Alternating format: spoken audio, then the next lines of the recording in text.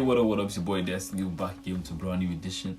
I want to say a very big thank you to all my subscribers home and abroad.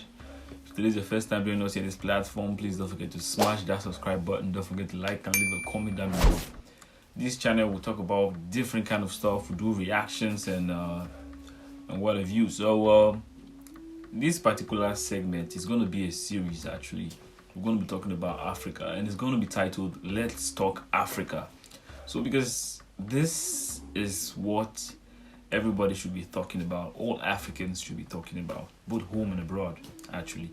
This is something that has been in my mind for a very long time, and I have seen like good citizens of Africa, great YouTubers that have been talking about this particular topic in the likes of Wondemaya, in the likes of I think Tunechi, yeah.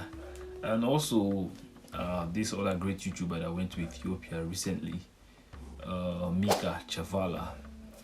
These people, they talk about, I don't know if they are other YouTubers, but these are the ones I follow and the ones I subscribe to their channels, and I've seen some of their videos, and most times it's like a motivation for me. When I see people talk about Africa and how Africa should move to the next level, it gives me joy and this zeal to do something. So it is what it is. So without wasting too much of time, let's just jump onto it and just start up with the whole conversation and everything. It's going to be in series actually. So beat by beat, we start with the problems. We start then. In one episode, we bring out some problems and we give out the solutions. In the other episode, we bring out some more problems and solutions and how, you understand, like how Africa can move to the next level, different kind of stuff. And basically it's just going to be broad by God's grace and God's willing. Maybe other YouTubers can just at least share their light on it, and maybe I will bring some people into this channel and do a form of discussion, but I don't know for now. But I'm just keeping my hopes up. So it is what it is actually. So without wasting so much of time, let's jump into it. Let's go. So what is Africa, or where is Africa? Africa, it's a continent that comprises of 54 countries, 54 lovely countries. And most times people tend to they say Africa is one of the richest continents in the world, and the motherland of all creations and everything. And why is Africa still backward? Why is the continent, why the different countries in Africa are still backwards, and they're not doing well, and they're still struggling? And most of the countries in Africa, they are not part of the developed countries of the world, and all this kind of stuff. It bugs my mind actually, and I'm sure everybody else wants to know, why is Africa backwards and what is going on? So first of all, let's ask. So first of all, what is the problem with Africa? If you should go to the street right now and do a street quiz or ask questions, and ask different kind of people what the problem of Africa is, you tend to hear stuff like, it's the government, it's the government, it's the government, it's the government. Yeah, that's all you hear. It's the government. The governments are bad. The governments are they are mismanaging funds. They are stealing money, blah blah blah, taking it abroad for themselves, their children, and other kind of stuff. So that's the only thing you hear when you go outside. When you go outside to ask people what the problem of Africa is. But here in this channel, I'm going to be saying something different. And so many people might not agree with me, but it is what it is. It is the fact. It is the truth and nothing but the truth. So that's just it. So when we talk about the problem of Africa, we have to break it down into several levels. I would say the government have a very great deal to do in the aspect of that. The government has a big role to play in that. They are part of the problem. But I would like to classify it with percentages. I would say the government has 70% problem 70% problem. And the remaining percent of the problem is the people, the masses, the citizens of Africa. Many people will not agree, but don't worry, I will explain shortly. So, let's discuss it. In the world we live in today, there are so many people that grew up without their father or without their mother, and most times, most people grew up without no father, no mother, like none. And they didn't live a very comfortable life. Like their life was not too good, was not too rosy, and that kind of stuff. They suffered, and most of them are still suffering now. That's just how life is. And some of them, they did all they could. They did all kinds of menial jobs. They went through hell, and eventually they had an opportunity. They traveled outside the country, or something happened, and they became rich.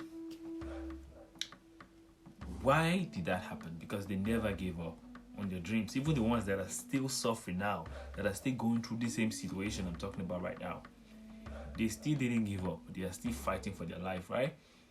All they want is, since there's nobody, or rather, there was nobody there for me, I have to become something in life. I have to prove certain people wrong and let them know I can become something in life, right? That's what I call a sense of responsibility. You take it upon yourself to be something in life, so that your children will not suffer what you've suffered, or to live a better life, right? So I want to use this same scenario, this same old pattern for the African governments, the Africa presidents, and everything. Yes, they are mismanaging funds. They are busy there telling us lies, doing all this kind of stuff, blah blah blah, this that, blah blah blah. We can't really put all the problems in the hands of the government, actually. Yeah, you can't really put. Yes, they have their own problem. They have 70% of the problem, but the remaining percent of the problem is for we masses, the citizens of Africa. You know why I said that? Because people that are, if you have traveled outside of Africa and different places, and you see how you're being treated, just like even when you know you've become something in life, the way you are being treated outside, you know you can't be treated that same way when you're back home in Africa, right? The whole racism and every kind of stuff, blah blah blah, this that, right? And even at that, back then when we were still growing up, there were this whole kind of scenario that always happened when you have these old uncles that have been in America for like 20 years, 15 years, and most times all their life they've been there for like, some of them 20 years, 30 years, and later on when they became sick or maybe something happened, we see them, they bring them to the house and they be like, what happened? He's sick. Oh, they've tried everything back there. They said he should come home, blah, blah, blah. I don't know if any of my viewers have had this, I've seen those kind of stuff happen before. Then when he comes back, when you say, okay, there's a guy that just came back from America or that just came back from overseas, let's just go and see him, blah, blah, blah. Or maybe our parents say, let's go and greet your uncle, he's back. When you go to the house to visit that man, if you see the kind of house he's staying, like the same way he left the house he was staying back then and traveled out, that's the same way that house is. So when he's back, they just do minor renovations, paint the walls, fix the bathroom, so you can be okay with everything, blah blah blah. And you start thinking of like, whoa, wait, hold on. He has been there for a very long time, right? At least he's supposed to build a nice house for himself, right? Or do something nice. No, most of them go there, live their life. Oh, I'm outside the country now. I don't care about home. I can live my life any way I want to live my life, blah, blah, blah. I can go back and visit. No, people treat Africa as a farm. Yes, Africa to most people is just like a farm, and the Western world is where you go to enjoy, spend your money, and when you you want to go cultivate food, blah blah blah, you go back to Africa. That's what people see Africa as. Even and as sad as it is, even her citizens treat Africa same way. You want change in Africa. Why not? You've traveled outside the country, right? You've made a lot of money. Go back home. Invest in something. Yes, you invest in something, you create a company, you create a business, you employ workers. By so doing, you have lifted like some people out of the streets. You've just created a job for some people without even the government's help. Yes, it is what it is. Yes, we talk about, unemployment rate, blah, blah, blah, this, that. We all went to school. We were done with school. We went there to look for jobs. We didn't get jobs. We didn't kill ourselves. Okay, we've traveled outside the country. We just forget everything and be like, oh, nah, that's it. Nah, it's not supposed to be so. And we are out here complaining that, Africa is this, Africa is that. It's just so painful, and so that's the reason why I say government has 70% and the citizens have they have like the rest percentage of the problem. Go back home, like start up something. Okay, there's a problem right now going on in Ukraine, like a war going on in Ukraine. I pray everything becomes well for them. I pray for peace and everything in Ukraine. But I will use that in our discussion today. Back then, when Ukraine was doing this whole program, this citizenship by investment, a lot of my guys then, they keyed into that investment. They bought properties worth like $150,000 or $250,000, yes, and they were given the Ukrainian passports and everything. Then I was like, nah, you understand? So they keyed into that investment. They became citizens in Ukraine. Some of them were even staying in Ukraine. They were living in Ukraine. Now, this war broke out, right? This whole problem broke out. And people were running out of the country, right? When they got to the border and to travel from Ukraine to Poland or to some other places, the train they were using to convey those passengers to the neighboring country allowed just white people in, hereby leaving black people behind. Then some of them were like, no, I'm a citizen, and so fucking what?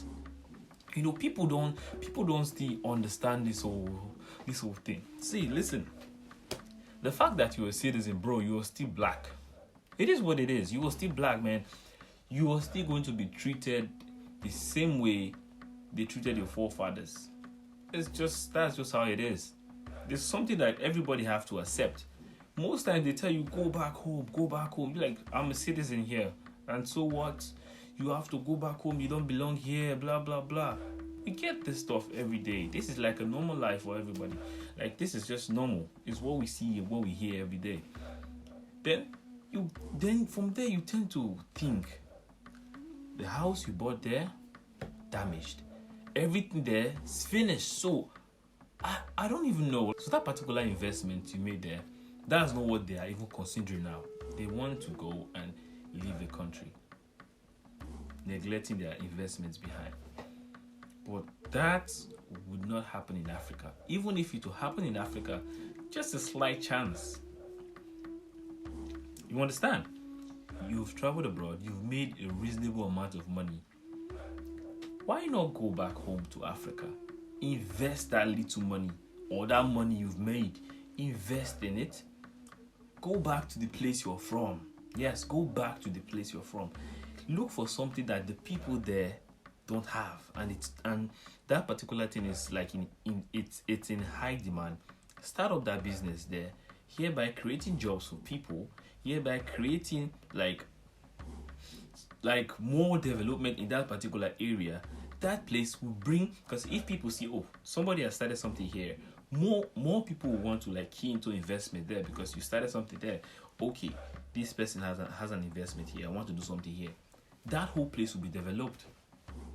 step by step by step by step, thereby taking young youths out of the streets, thereby creating jobs without even the help of the government. First things first, I will put it out there. You want to help Africa, you want Africa to go to the next level. The first thing you have to create is jobs. Yes, jobs.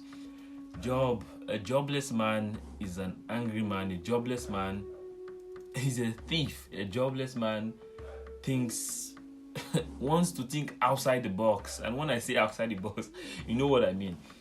If everybody is well occupied and busy doing something, like you have to wake up 8 o'clock in the morning to go to your work, so who will have time to start doing all those kind of stuff? Create jobs. And how can you create jobs? Because most people are poor in Africa, and there are some people living in that same Africa that are very, very rich, and there are people outside Nigeria that are bloody rich. I mean bloody rich. If I say this out here, nobody will believe me. I can say it here boldly that there's a Nigerian man in the UK. There's a Nigerian man in the UK that owns 5 airports in the UK. 5 airports. You don't believe me? Just do your research. Google it for yourself. He owns 5 airports in the UK. His name is Dr. Adebayo Ogunlesi. Yes, 5 airports in the UK. So you can't tell me Africans are not rich. Africans are bloody rich. I know what I'm saying. I have friends. I've seen things for myself. Always remember where you're from. Yes. I'm not talking about Dr. Adebayo Ogunlesi now. Maybe he has some investment too in Africa. I don't know. But I'm just telling you that some Africans are rich. I hear when people say, they are not rich. Africans are rich, bro. They are very, very, very rich. When they start doing this scaling, like the richest man in the world, they said it's Elon Musk, this, blah, blah, blah. There are some people that you would not hear of, bro. There are some people you won't hear of. Their money is their money is long. I know what I'm saying. You get me? So it will be good if you start the development from where you are from. You understand? Because everybody wants to run to the city. Everybody wants to invest in the city. Yes, it's good. It's a like everybody wants to make money, right? But where you're from, there must be something that they need that they are not having. If you should key into that investment in that particular place, hereby creating jobs and some other infrastructures there, you have hereby liberated those people from some stress and some other stuff. I don't know if you understand me. See, the solution of organizing and building Africa is not something that you have to do once and no. It's a gradual process. First of all, it has to start with the people. Yes, if you go outside now and ask people, okay, if you're a president, for example, if you're a president of Nigeria now, or the president of Nigeria, is he doing the way he's managing the people, the way he's leading the people, is he doing the right thing? They will say, no, he's not doing the right thing. Okay, if you are the president, what will you do differently? There you start having all kinds of shady lies. I will make sure there's this. I will make sure there's that. I will make sure. But deep down inside you, everybody wants to go there and embezzle money. Everybody wants to go there and collect money and put it in their pocket and save for themselves, their grandchildren, and the children yet unborn. It is what it is. But nobody is saying this stuff. Everybody is greedy. Yes. Nobody have this sense of responsibility, like, okay, I need to do this for my people. I'm doing this not just for now or for tomorrow. I'm doing this for later on, for my children's children. But nobody's thinking of this things. No. So what are we talking about here? We want to help Africa. We want Africa to go up, right? We want Africa to go to the next level. Start with yourself. Yes. You want to make Africa better. First of all, create jobs. The unemployment rate in Africa, it's alarming. It's so alarming that people, like majority of the people in Africa are just entrepreneurs. Like seriously, everybody have their own businesses. Like people don't they no longer rely on, okay, I want to finish school and start working in one office or the other, because they know the job is not coming, bro. The job is not coming. It is the corruption in Africa is way too high. Seriously, you can see a doctor working in the bank. Yes, you can see an accountant working in the hospital. It is what it is. Like, it's just so missed and so shady that. So, but we don't have to look into that. Seriously, you don't have to look into that because they say it's not by what you know, it's about who you know. Yes, that's how it is. It's not about what you know, it's about who you know. You don't have to qualify to get a job. Just know somebody, and that's it. So, first of all, we have to start from ourselves. If you know you have that money and you don't know what to do, instead of you going to invest in foreign land, go back home and invest. Okay, let's say your country is not favorable for investment. My brother, you are an African. All Africans are one. I don't know why people start discriminating themselves like, he's Nigerian. Nah, oh no, she's from Somalia. Oh no, she's Ethiopian. Nah, Kenyan people. No. Nah, that one, no. I don't like those people. No, we are one. You understand? Like, the Westerners want to divide us. You know this so divide and rule stuff. No, we are one. Africa, we are one. Because if you see any other person outside Africa with dark skin, just know the gene came from us. Africans, this is just how we are.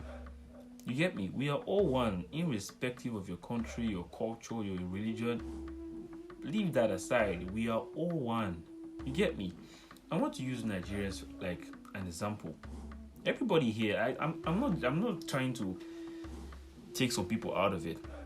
No, even I'm a Nigerian. Even Nigerians, we have our own problems too. But if you see a Nigerian man outside his country, anywhere outside his country, the way he hustle like a madman.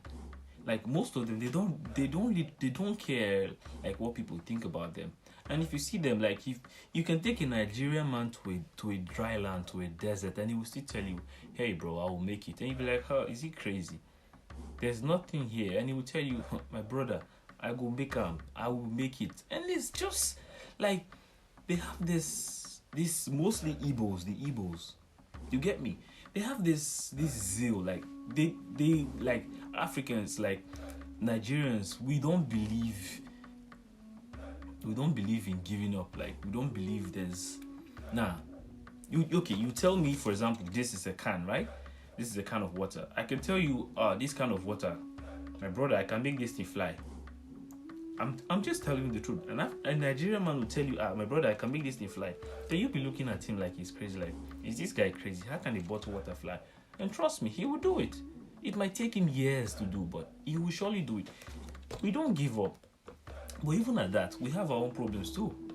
Nigerians have a lot of problems too. Nobody is perfect. But Nigerians are the ones that a lot of Africans hate the most. He's Nigerian. No. He's this, he's that, he's blah blah blah blah blah blah. No, Nigerians, they are thieves. He's a scammer. He's this, he's that. See, I want to put this out there. See, you don't just judge people when you don't know them. Yes, that's just the truth. You don't just judge people when you don't know them. Yes, most of them are like that. In every city or in any place, you have good people and you have bad people. But you don't have to judge the rest of the people because if you've associated yourself with the bad ones, or you have the opportunity, or maybe you were unfortunate enough to, or maybe you had an encounter with a bad one and you just make up your mind and say, oh, this whole nation is like this. No, they are good Nigerians. They are lovely Nigerians. They are Nigerians that have set up infrastructures. They are Nigerians that have started something for themselves. So are they. So you understand? So you can't just classify everybody with just one particular group. And so there are Ethiopians that are doing well. I see most of them here, the girls, they work hard. When I mean hard, they work really, really hard. They are Ethiopians. They are Kenyans, they are Ghanaians. You can't just start discriminating people. Everybody have their own way, their own upbringing. Most times, the cultural difference, the upbringing, everything. When two people from different places come to stay in one room, there must be like some type of argument, or you have to disagree to agree.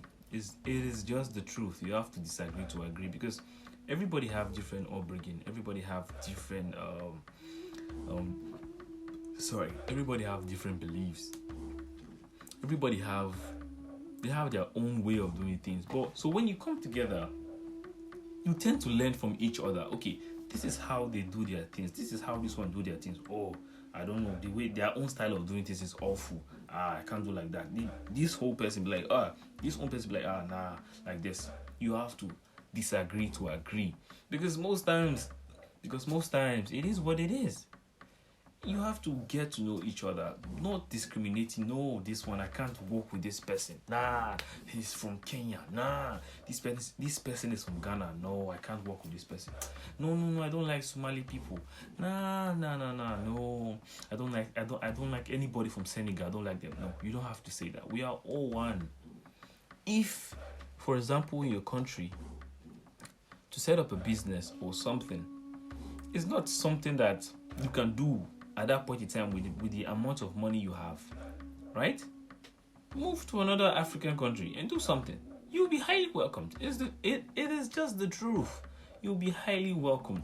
Okay, let's take Nigeria and Ethiopia, for example.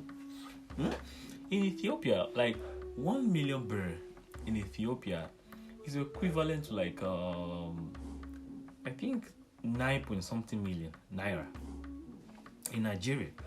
And what 9 point something million naira will get you in Nigeria, that 1 million birr will not get you that same thing in Ethiopia. It is what it is. It's just the truth. Okay, let's just do this little mathematics. To set up a water factory, like like this type of factory, like a bottling company, this canned water bottling company in Nigeria.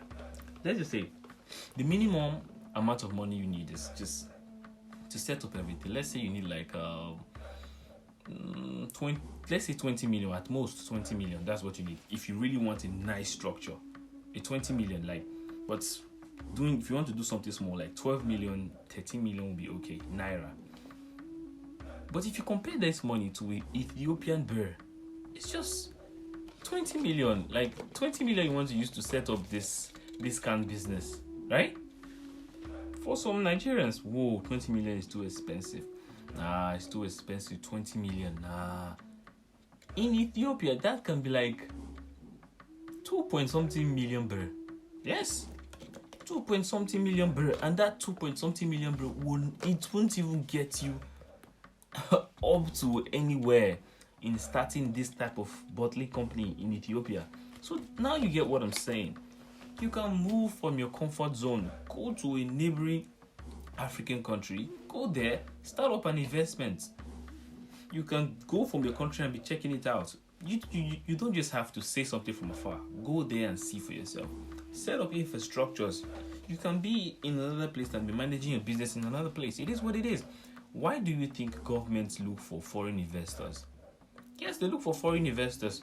Okay, come, you do this, you do this, you do this. You live in your country. Yes, you live in another country, another African country, and coming to another African country to invest. They will still put you in the same category as a foreign investor. You came to invest. Yes, it is what it is. The difference is just so clear.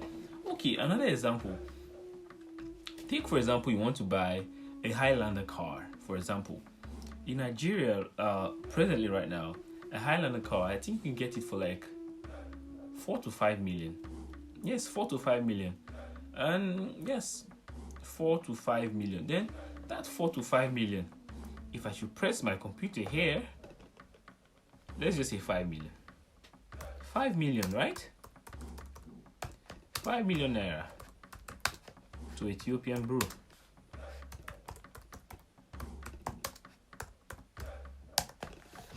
5 million naira to Ethiopian birr is just 630,000 naira. It's just 630,000 birr. And this amount of money will not get you that same car in Ethiopia. It won't get you that same car in Ethiopia. In your wildest dream. You get me? No, like, you have to think outside the box. Like, not in a bad way, though. This investment zeal should be in us. Africans, if you invest in yourselves, like, you invest in Africa, Africa will be great. It doesn't mean it should be in your country. It can be anywhere. Yes, it can be anywhere. Africa is Africa. It can be anywhere. Your money will still be counting. Baby, after you have gathered enough money, you understand? This particular one I'm saying is for people that maybe the money they have is not enough to start up something in their country, and they know outside another country the money will be enough for them. You can move out of your comfort zone and go there and start up something. You understand? You can move outside and start up something for yourself outside your country. If you make, because normally before you start an investment, you have to make your research. You have to know everything, the do's and the don'ts and everything. You have to know how it is, right? Do your research and see how it is. Check the currency difference and everything, bruh. You know, this whole thing of going to a Western country and doing this and doing that, you know, the way things happen outside of Africa, like in the Western world, you know, it won't happen in Africa. Like, for example, you come to Nigeria, nobody will tell you, you are a foreigner. Nah, they see you like a black person. You'll be like, wow, okay, where are you from? Really, you don't look like them. That's what you get. That's the kind of vibe you get. And in that same situation, there are some other African countries that hate their own. Seriously, there are some other African countries that don't even like their own fellow African brothers. They see them like, where is he from? Nigeria. Where is she from? Kenya. Who is it? What, that guy? Where is he from? He's from Ethiopia. Why? No. You understand what I mean? But it's not supposed to be so. We are one. We are one. Seriously. If not for the way things are right now, for you to travel from one African country to another country, you're not supposed to need a visa. Seriously, you're not supposed to need a visa. It's supposed to be one. But they've divided and scattered the whole thing, and everybody has been brainwashed. It's only if you have this, if you've awakened and you know that, okay, this is how it's supposed to be. That's when you know. You understand? So what I have to say, this particular series now, we just brought up one problem and the solution, which is unemployment. Unemployment is one of the key factors of settling the problem in Africa. Unemployment is one of it, and it's the most important one of everything. Unemployment is one. We can't just wait for government to settle that for us. We can do that with the little way we can. Yes, we can take some few people out of the streets with the little job and little investment you've just done. So it is what it is. So I see no reason why people start saying, this, that, this one. No. Think outside the box. Think around Africa. How can we make Africa great again? How can we make Africa number one? You understand? This is what you should do. There are so many people there are so many people doing this same thing I'm doing now. They are going to different African countries and they are making investment and they are making their money. Not outside, man. They're not outside, bro. Seriously. So it is what it is. It is what it is. Going outside to invest is still a good thing, but what happens to your own home? Yes, what happens to your own home? So many people, they eat chocolate and everything. Yes, they eat chocolate. Where do you think they get most of the chocolate they use? They get it from Africa, from cocoa in Africa. Yes, the rubber plantation, this, that, blah, blah, blah. Rubber, most of them are gotten from Africa. So many things. You talk about coal, diamonds, gold, many things, bro. They are gotten from Africa and they are exported overseas and they do this and they do that, blah, blah, blah. And Africa is still poor. Africans are still living under the chain, the middle class, under the middle class chain. What am I even talking about? They are way under. So first of all, the first thing that has to be tackled is unemployment. And we don't have to wait for the government to do this. We can do this on our own. I for one, I'm not exempted for this whole thing. Like, I'm not where I want to be now. Yes, I'm not where I want to be. But I'm a work in progress, because with the way I've draw my target and everything, in some years to come, not even literally some years, in few years to come, I should have my own workers and people I have employed in my company, in my businesses. Like, I want my business to be scattered across Africa, and I'm going to do this. And I'm already working on it, actually. I'm already working on it, because we don't just have to be just the talker of words. We also have to be the doers, actually. We can't just be talking and talking and talking without doing it. Yes, I've said it now, unemployment, and I will look for a way to settle that part, because I said it myself. I have to lead by example, right? I for one, I already have that in mind, to create like a company or a business where a lot of people can be employed. I can get up to like 100 employees and other kind of stuff. Like 100 people can be off the streets. You get what I'm saying? So it's just time, and I know it will surely happen. You stand, if 100 people can be off the street and they're working, and they know 8 o'clock they have to wake up in the morning and they have to work and everything, who will have time to start thinking of another thing? Nobody. From that particular place you've put them now, they'll be thinking higher. You get me? So it is what it is. And like, everybody has to have this sense of responsibility, you know. Like, in back home, there's this other road. There's one road close to you get to before you get to my family house. And that place, that street is a place you have millionaires. I mean, very rich people. You get me? They all stay there. They have big cars. So there's this part of the road that has this little problem. And this is where everybody, like, you're going to work, you're going anywhere, you have to pass this road. You get me? So I think the flood or the erosion just like it divided the road into two.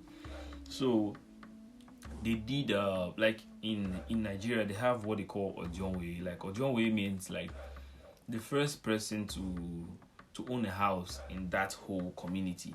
So he will be like the leader of everybody there. In case there's a problem, they come together, they discuss it, they settle it, blah blah blah. So they had a meeting and they said, what can we do? What can we do to repair this road? So he said, okay, it would be nice if everybody just contributed little money, not too much, just little, because there's a lot of houses around, there's a lot of people. A little money, just little that you have, can be useful. If we can take from here to the end of that street and add it together, we can be able to just, not just this road, because this one just happened now, the other ones can still can also happen like that. And we have cars, and this same road just, it keeps on damaging our cars, because when you pass, you know, like under the car, when you go and hit it, like you tend to have exhaust problem, you tend to have hydraulic leakage, blah blah blah. I'm not really a mechanic, but yeah, so you tend to damage your car. So he was talking about that, and we have to contribute little as possible, this blah blah blah, so we can fix the road. And they kept on arguing, and somebody said, no, this is what the government is supposed to do, and they kept on arguing, and at the end, that meeting ended. As I'm talking to you till today, that road is still like that. Okay, some people started doing it individually, like they gather sand, they try to cover the potholes, they gather this what's it called, concrete and everything. Then I was just still little, I was just there because I didn't have a car. I just finished school and everything was just I was just looking at them like because my dad is not around, my mom, she didn't have a car at that time, and the road was just still there. You get me? So that's that for that.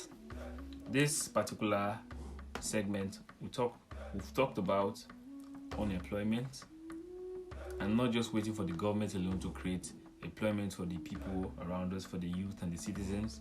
And we've talked about the solution in solving the unemployment rate in Africa, just by starting with something little. It starts from everybody, like seriously, you, me, and everybody. Start something little, employ some people. You thereby reduce the ratio or the rate of unemployment by some percent. Though it's not too much, but it's still something. You understand? So an ocean did not just become an ocean in one day. You understand? It's a gradual process. So that's how it is. So in the next episode, we're going to be talking about another problem and another key solution in solving that problem to make Africa great again. So until next time, I remain your boy Destiny, and we out.